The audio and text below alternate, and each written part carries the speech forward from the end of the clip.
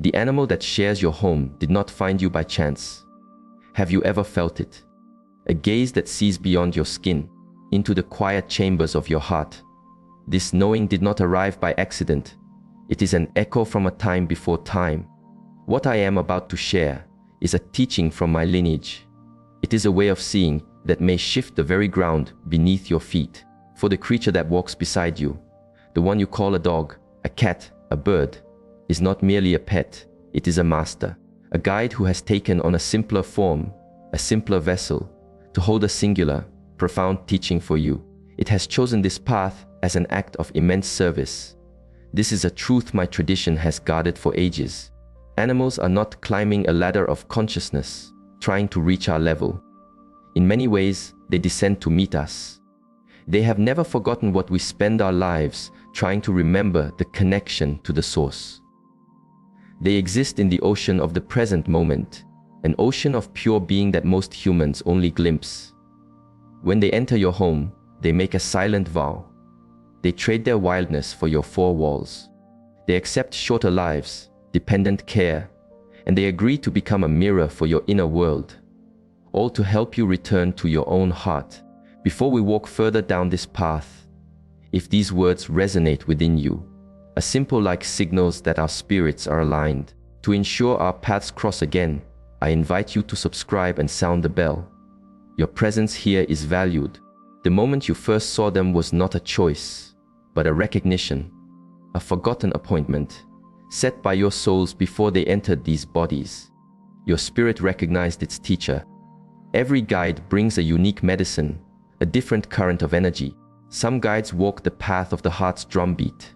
These are the beings you call dogs. Their energy is like the earth itself, stable, grounding, unwavering. Their dharma, their life's purpose, is to teach the lesson of absolute love. A love that does not ask for conditions. It is the loyalty of the mountain, the joy of a stream that is happy just to be flowing. They greet your return as the sun greets the morning, without judgment of the night that has passed. They are here to show you the face of divine love, reflected in a pair of faithful eyes. In their presence, you learn to live not in your mind, but in the steady rhythm of the heart. Others walk the path of the silent flow. These are the beings you know as cats. Their energy is like water, self-possessed, mysterious, moving through the world on unseen currents. They are masters of the subtle. They are born healers who feel the discord in our energy, the blockages in our inner rivers, long before we do. When one rests upon you, they are not merely sleeping. They are a quiet pool, drawing the stagnant energy out of you, cleansing the riverbed of your soul so that your own life force can flow freely again. They teach the power that resides in stillness, in independence, and in seeing the world that exists behind the world. And some guides walk the path of the skyward breath. These you know as birds. Their energy is like the air, messengers between the earth of our bodies and the sky of our consciousness. Their being is a lesson in freedom, their song a prayer carried on the wind. Ancient cultures knew this. They understood that these beings are a living bridge between the visible and the invisible. When one chooses to live within human walls, it is an immense offering, serving as a direct link to a higher, more spacious awareness. They teach us to communicate beyond words and to connect with the freedom that is our spirit's birthright. But their purpose flows even deeper. Your specific companion's arrival was timed by a wisdom greater than our own. Their mission is a precise remedy for your soul's curriculum in this life. If they appeared when your heart was a barren field after a great loss, they came as the first seed of a new forest. They came to teach you that love is the soil from which all life grows, and that it can never be destroyed, only transformed. Through their simple, unwavering affection, they show you that consciousness is eternal, and that separation is a story told by the mind, not the heart.